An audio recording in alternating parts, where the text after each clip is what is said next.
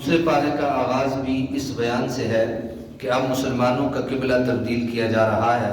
اور ہر دھرم لوگ اور منافقین اس پر اعتراض کریں گے کہ یہ کیوں ہوا۔ دراصل رسول اللہ صلی اللہ علیہ وسلم کے مدنی دور کی ابتدا میں 16-17 ماہ تک بیت المقدس کی جانب رخ کر کے نمازیں پڑھی گئیں۔ پھر ایک دن ظہر کی نماز کے دوران رسول اللہ صلی اللہ علیہ وسلم کی خواہش پر اللہ تعالیٰ نے بیت المقدس کی بجائے بیت اللہ کو قبلہ نماز بنانے کا حکم نازل فرمایا، اور اس تحویل قبلہ کی حکمت بھی اللہ تعالیٰ نے خود بیان فرما دی۔ اور اے رسول، جس قبلہ پر آپ پہلے تھے ہم نے اس کو قبلہ اس لیے بنایا تھا تاکہ ہم ظاہر کر دیں کہ کون غیر مشروط طور پر رسول اللہ کی پیروی کرتا ہے، اور اس کو اس سے ممتاز کر دیں جو اپنی ایڑیوں پر کفر کی جانب پلٹ جاتا ہے۔ یہ بھی فرمایا، بے شک ہم نے بارہا وحی کے انتظار میں آپ کو آسمان کی طرف رخ پلٹتے ہوئے دیکھا ہے، سو ہم آپ کو ضرور بالضرور اس قبلہ کی جانب پھیر دیں گے جو آپ کو پسند ہے، بس آپ کا اپنا رخ مسجد حرام کی جانب پھیر لیں۔ آگے چل کر پھر فرمایا کہ مسلمان جہاں کہیں بھی ہو اسے نماز کے وقت اپنا رخ مسجد حرام کی جانب پھیر دینا چاہیے، اور اس پر اہل کتاب سے کوئی سودے بازی یا مفاہمت نہیں ہو سکتی۔ یہ بھی بتایا کہ تورات و انجیل میں رسول اللہ کی جو نشانیاں روشن بتائی گئی ہیں ان کی روشنی میں اہل کتاب رسول اللہ کو اس طرح پہچانتے ہیں جس طرح اپنے بیٹوں کو پہچانتے ہیں، لیکن ان کے انکار کا سبب صرف حق کو چھپانا ہے۔ اس صورت میں رسول اللہ صلی اللہ علیہ وسلم کی بعثت اور منصب نبوت کے فرائض کو ایک بار پھر بیان کیا گیا، یعنی تلاوت آیات الہی، تزکیہ باطن اور تعلیم کتاب و حکمت۔ آیت نمبر 153 تا 55 میں ہر مصیبت کے وقت صبر اور نماز کو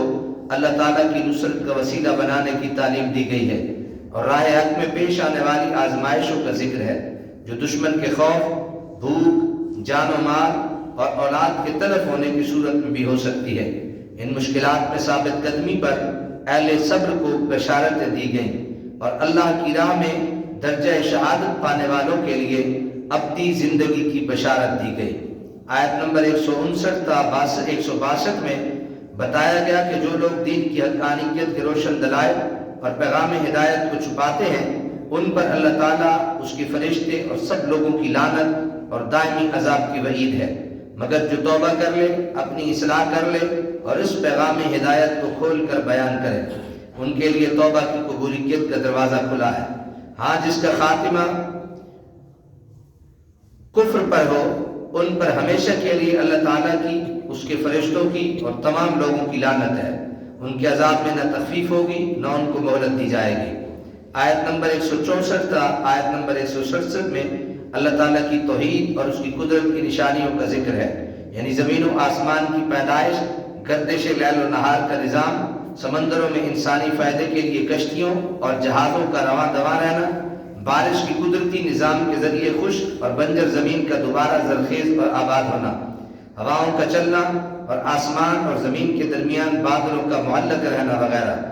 یہ بھی بتایا گیا کہ مشرکوں کو جتنی اپنے باطل معبودوں سے محبت ہے، اہل ایمان کو اس سے بہت زیادہ اللہ سے محبت ہے۔ یہ بھی بیان ہوا کہ اس دنیا میں لوگ اپنے جن قائدوں کی پیروی میں گمراہی کو اختیار کرتے ہیں، قیامت کے دن یہ لیڈر اللہ کے عذاب کو دیکھ کر اپنے پیروکاروں سے برات ظاہر کریں گے۔ آیت نمبر 172 تا 173 میں حکم ہوا کہ اللہ تعالیٰ کی عطا کردہ پاک نعمتوں کو کھاؤ، اس کا شکر ادا کرو۔ پھر 4 قطعی حرام چیزوں کا بیان ہوا جو یہ ہیں: مردار، اس سے وہ حلال جانور مراد ہے جو طبعی موت مر گیا ہو، ذبح کے وقت بہنے والا خون، خنزیر کا گوشت، اور وہ حلال جانور جس پر ذبح کرتے وقت غیر اللہ کا نام لیا گیا ہو، صرف حالت اضطرار میں یعنی مجبوری میں محض بقائے حیات کے لیے بقدر ضرورت ان کے استعمال کو مباح قرار دیا گیا۔ آیت نمبر 174 میں اللہ تعالیٰ کی کتاب کے احکام کو چھپانے اور اس پر دنیاوی مال لینے کو پیٹ میں آگ بھرنے اور اللہ سے کلام کے شرف سے محرومی اور ناپاکی کا سبب بتایا ہے۔ آیت نمبر 173 میں بتایا کہ اصل نیکی صرف عبادت کے وقت مشرق و مغرب کی جانب رخ کرنے کا نام نہیں ہے، بلکہ کامل نیکی ایک جامع پیکج کا نام ہے۔ اللہ تعالیٰ یوم قیامت، ملائک، تمام الہامی کتب، اور سارے انبیاء پر ایمان، اس کے ساتھ ساتھ انفاق فی سبیل اللہ، نظام صلاۃ و زکوٰۃ کا قیام، ایفائے عہد اور ہر مصیبت کے وقت صبر و استقامت۔ پھر فرمایا کہ در حقیقت جو لوگ ان تمام صفات کے حامل ہیں وہی دعوی ایمان میں سچے اور متقی ہیں۔ آیت نمبر 178 اور آیت نمبر 179 میں اسلام کے قانون قصاص کا بیان ہے،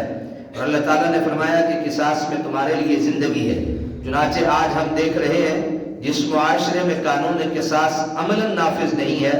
وہاں آئے دن بے قصور انسانوں کی جان، مال اور آبرو کی حرمت پامال ہو رہی ہے۔ آیت نمبر 183 تا آیت نمبر 185 میں رمضان میں نزول قرآن اور رمضان کے روزوں کی فرضیت بیان کی گئی ہے۔ بیماری اور سفر کی حالت میں عارضی طور پر روزوں کے چھوڑنے کی رخصت دی گئی ہے، جس کے بعد میں قضا ہوگی۔ اور اس امر کا بھی بیان ہے کہ جو شخص انتہائی ضعیف العمری یا شدید بیماری کی وجہ سے روزہ رکھنے کی طاقت نہ رکھے تو اسے فی روزہ ایک مسکین کا 2 وقت کا کھانا بطور فدیہ دینا ہوگا۔ رمضان کی راتوں میں غروب آفتاب سے صبح صادق تک روزے کی پابندیوں کی استثناء کا بیان ہے، اور اعتکاف کی جانب بھی اجمالی اشارہ ہے۔ اس امر کا بھی بیان ہے کہ قمری نظام کا ایک فائدہ روزے اور حج کی عبادت کا تعین ہے۔ آیت نمبر 194 میں 4 مہینوں کی حرمت کا بیان ہے۔ آیت نمبر 195 میں انفاق فی سبیل اللہ کا ذکر ہے۔ اس کے بعد آیت نمبر 203 تک حج اور عمرے اور حج کے بعد مسائل کا بیان ہے۔ آیت نمبر 207 اور 208 میں بتایا گیا ہے کہ حقیقت ایمان اللہ تعالیٰ کے ساتھ اپنی جان کا سودا، اور اسلام بعض چیزوں کو قبول کرنے اور بعض کو رد کرنے کا نام نہیں، بلکہ اسلام کی حقیقت یہ ہے کہ اللہ تعالیٰ اور اس کے رسول کے تمام احکام یعنی اوامر و نواہی کو من و عن قبول کیا جائے۔ یہ نہیں ہو سکتا کہ بعض باتیں آپ کو پسند ہو تو ان کو قبول کر لیں، اور جو باتیں آپ کو پسند نہ ہو تو ان کو رد کر دیں۔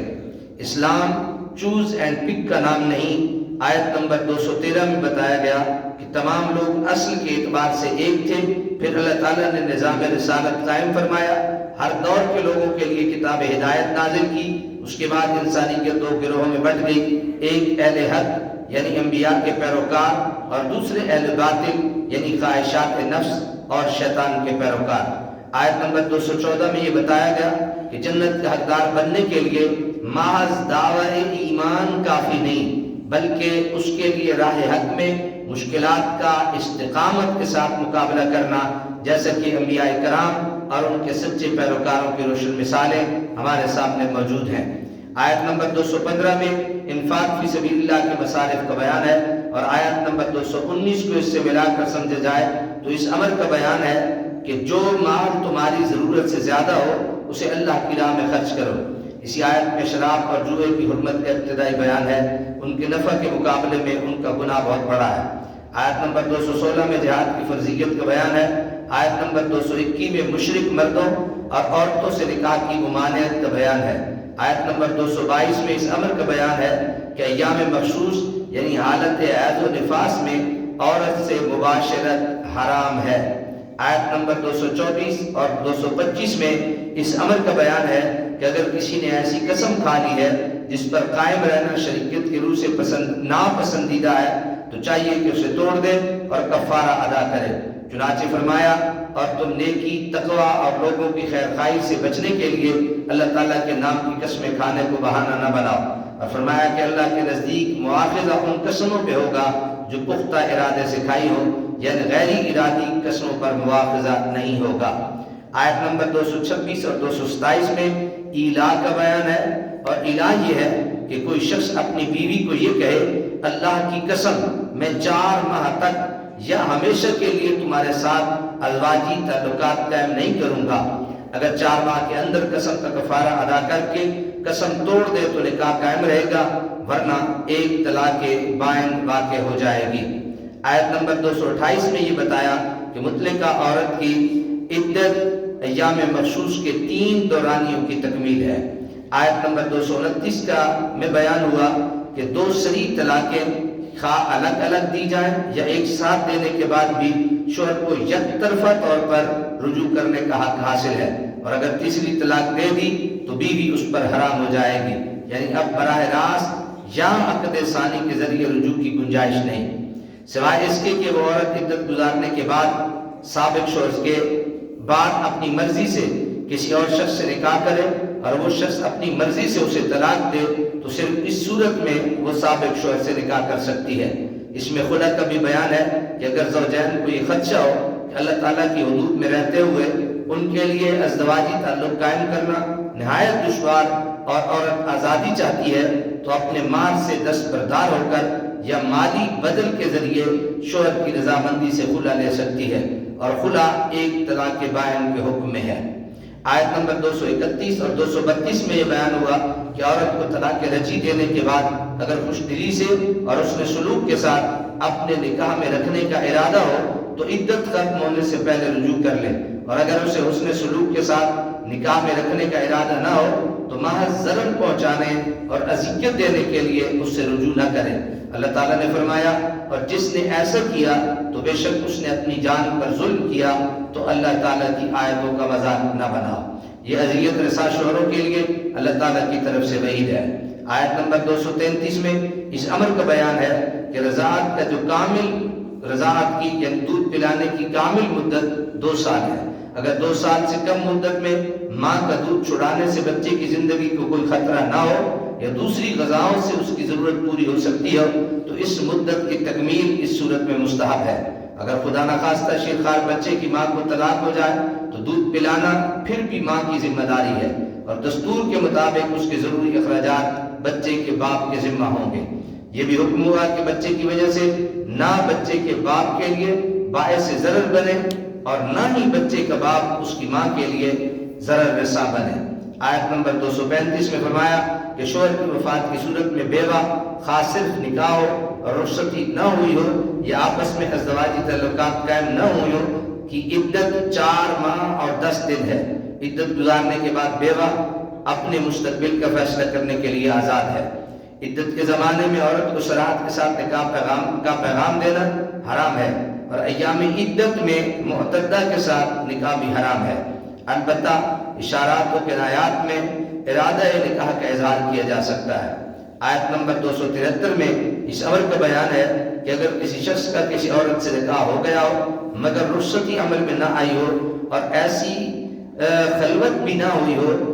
جس میں ازدواجی تعلق میں کوئی مانع نہ ہو تو ایسی عورت کو طلاق دینے کی صورت میں مقررہ مہر کا نصف ادا کرنا ہوگا اور اس پر عدت بھی عائد نہیں ہوگی۔ آیت نمبر 239 اور 238 میں سب نمازوں خصوصاً نماز عصر کی حفاظت کا حکم ہے۔ بعد والی آیت میں خوف کی حالت میں سواری پر نماز پڑھنے کی رخصت کا ذکر آیا ہے۔ آیت نمبر 243 میں بنی اسرائیل کے گروہ پر موت طاری کرنے پھر زندہ کرنے کا بیان ہے۔ آیت نمبر 244 میں اللہ تعالیٰ کے راستے میں جہاد کرنے اور آیت نمبر 245 میں قرض حسنہ کے اجر کو 2 گنا کرنے کا ذکر ہے۔ دوسرے پارہ کے آخر میں بنی اسرائیل کے مطالبے پر طالوت کو بادشاہت عطا کیے جانے کا ذکر ہے۔ اس پر مخالفین کے اعتراض کا جواب دیتے ہوئے بتایا گیا کہ ان کی اہلیت کا مدار جسمانی قوت اور علم ہے، بادشاہت اللہ تعالیٰ کی عطا سے ہے۔ پھر شموئیل نے طالوت کی بادشاہت کی نشانی کے طور پر اپنی قوم کو بتایا کہ تمہارے پاس ایک تابوت آئے گا جسے فرشتے اٹھائے ہوئے ہوں گے، جو تمہارے لیے تمہارے رب کی جانب سے باعث تمانیت ہوگا، اور اس میں آل موسیٰ اور آل ہارون کے تبرکات ہوں گے۔ پھر طالوت کے ساتھ لڑنے والے لشکر کو ایک آزمائش سے گزارا گیا اور کم لوگ اس آزمائش پر پورا اترے۔ اللہ تعالیٰ نے یہ بھی بتایا کہ اہل ایمان کی قلیل جماعت دشمن کی کثیر جماعت پر حاوی ہوگی۔ اللہ تعالیٰ عمل کی توفیق عطا فرمائے۔